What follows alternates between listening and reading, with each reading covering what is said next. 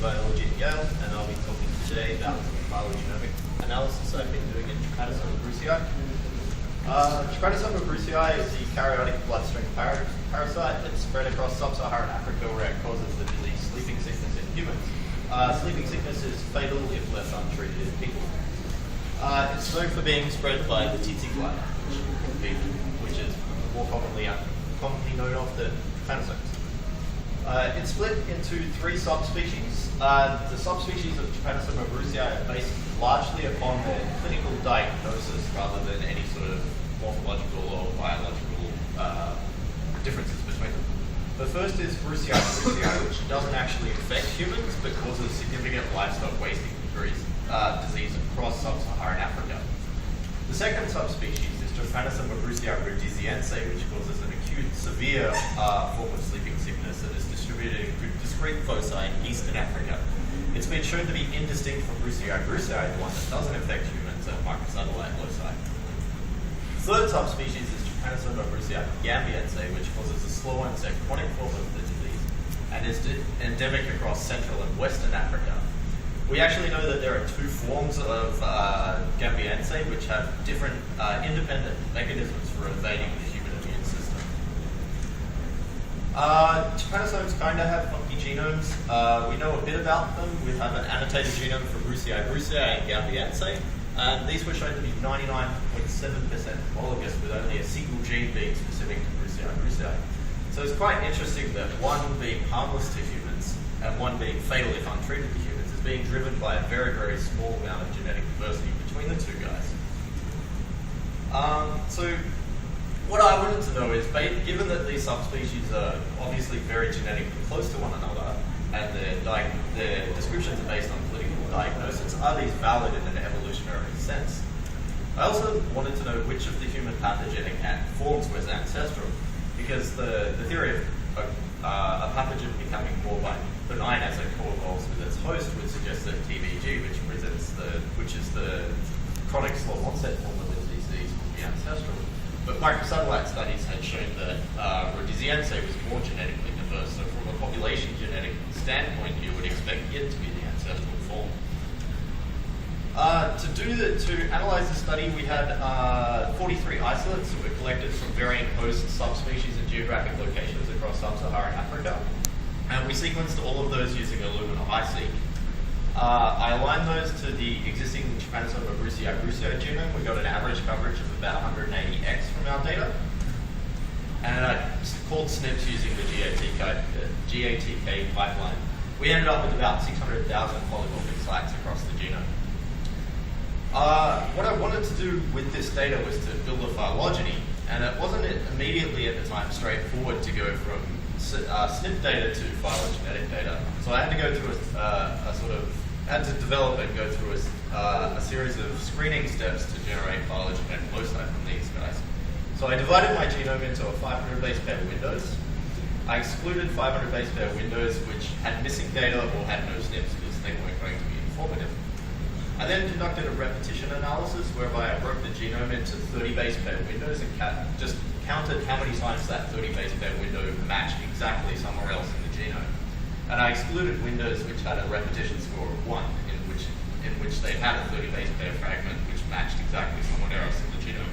And this was try and remove parallelism, because the Trypanosome genome has about 30% of it is made up of pseudogene arrays associated with antigenic variation, so they're very repetitive.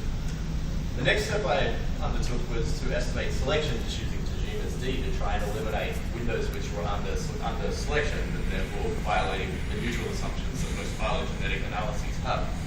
I just excluded windows which had a genus D score, which was half a standard deviation or more from 0. And then added outgroup sequence from the annotated Congolese and Vivax genomes, and finally concatenated windows which were genomically adjacent. So if two 500 base pair windows were directly next to each other in the genome, I just put them on one locus. After doing all this, I wound up with about 707 loci, which totaled about 920 kilobases. To estimate species trees from these loci, I aligned them using muscle, I then estimated a species tree from each locus using XML. I ran that in parallel. It took about 12 hours, so it was relatively tractable. I then estimated the native joining species tree of all those loci using MPS. So taking each of those, a consensus tree from each of the maximum likelihood runs, and using that as an input for the species tree program. And this gave me this tree. And with the stars on the tree, which I'm not sure you can see from right up the back there, but they represent nodes with 70% or more bootstrap support. The first thing that pops out from this is the colors at the tips represent the subspecies, and they're all over the tree. However, despite having relatively strong support at the tips, using that amount of data to produce a tree probably winds up with a fair bit of phylogenetic noise in the data set. And so I wanted to refine this tree down. I estimated signal to noise ratio for each of my phylogenetic loci using a ByDesign, which is a program from Jeff Townsend's lab. And I ordered loci by their inferred genetic informativeness, given my starting tree from MPS. I then used the best 100 loci from the phylogenetic informativeness analysis to estimate a species tree using StarBeast, which is a Bayesian species tree program. And this gave me this tree. And stars on this tree represent nodes with 95% posterior probability. And what you may be able to see is that, the base of the tree on this tree is well supported, but the tips are not. So it's resolving my basal loads better. Sorry. I got told by the guy to use that if I walked away from Blackwood. What is also apparent from this tree is that species, even though our basal loads are now really well supported, we still don't have any resolution of species at the tips. And again, basal branch is well supported, but not tips. I conducted an ancestral state reconstruction on this tree to try and determine which of the human pathogenic forms were ancestral. And I had extremely poor predictability at all my basal nodes, and I was totally unable using this tree and this analysis to predict the ancestral human infected form. And what I think is happening in this tree is that the genes, we know that very small amounts of genetic material encode the clinical disease types which infect humans. And what I'm predicting is that those genotypes are bouncing around at the tip of the tree, and that it's impossible to predict using a phylogenetic approach, which was the ancestral form. So ultimately, I think that this is fairly conclusive data to show that subspecies in this group are not evolutionary lineages, and therefore not subspecies in the evolutionary sense. I think that conclusion has significant public health consequences, because currently Gambiense, which is green up here, and Rhodesiense are distributed allopatrically, but the two disease fronts are only approximately 80 kilometers apart in Uganda. And currently people think of these things as subspecies, when in fact they're probably just genotypes which are circulating within the same population. So I think dumping the idea that these guys are subspecies potentially could lead to the development of better diagnostic tools and better ways of managing the epidemiology of sleeping sickness in sub-Saharan Africa. And on that note, I'd like to thank my former advisor, Caccone, who supported me to do this work, and my current advisor, Paul Turner, along with Serap Aksoy, Ben Evans, who's a grad student who helped a lot with this work, Alex Stoltenberg, who's in the D Lab, who helped a lot with it too, and NIH for funding. And thank you very much all for listening.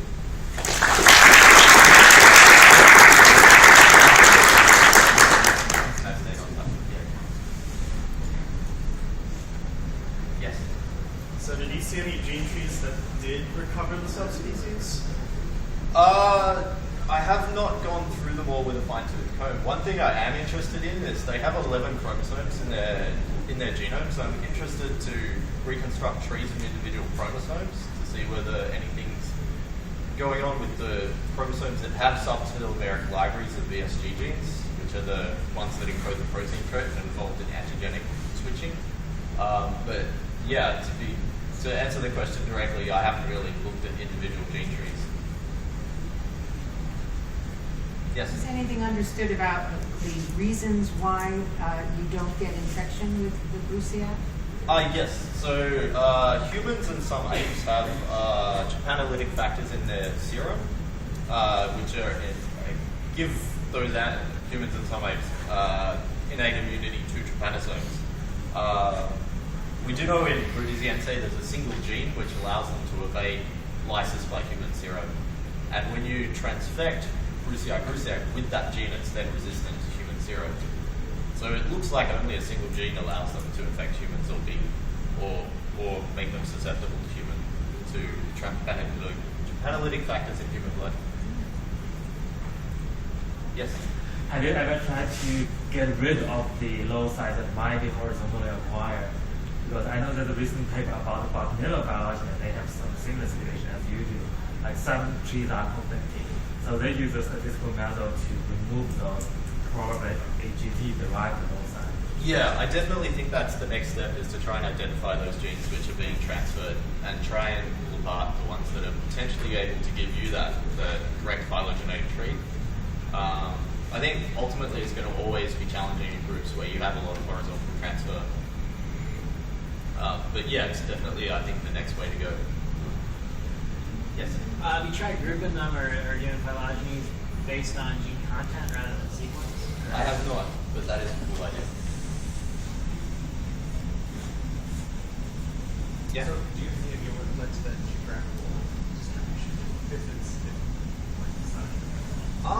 No, and it's an interesting thing to think about because these guys are, like, you find all three types in livestock, and of course in sub-Saharan Africa you get huge amounts of livestock just transportation across this region. So I would have expected to see those phenotypes distributed all over the place, but I think there must be some sort of biogeographic parameters which are playing into it that are causing that distribution. We've done a little bit of work on microsats on the tsetse flies, and we found that there is some barriers to gene flow with vector due to Lake Kyoga and the rivers associated with. Tsetse are restricted to riparian zones, and we think that disruption of those could lead to more mixing of disease types in trypanosomes. So I would speculate that it has to do with biogeographic restriction of the vector distribution. Yes? So the lateral gene events that you were speaking about on your slides, so how rapid are they happening in this species? So most of Trypanosoma brucei's reproduction is clonal when they're inside a host. The only place where they sexually reproduce is in the midgut of the tsetse fly itself. And I don't think a lot is known about how frequent that is, given that for a lot of their life cycle it's just not there. So I think that characterizing gene flow in these guys, like quantifying it using something like an IMA approach, is something I've always wanted to do but never had the time to do. But I think it's definitely something important that needs to be understood about the group. Cool. Well, thanks very much everyone for coming to this.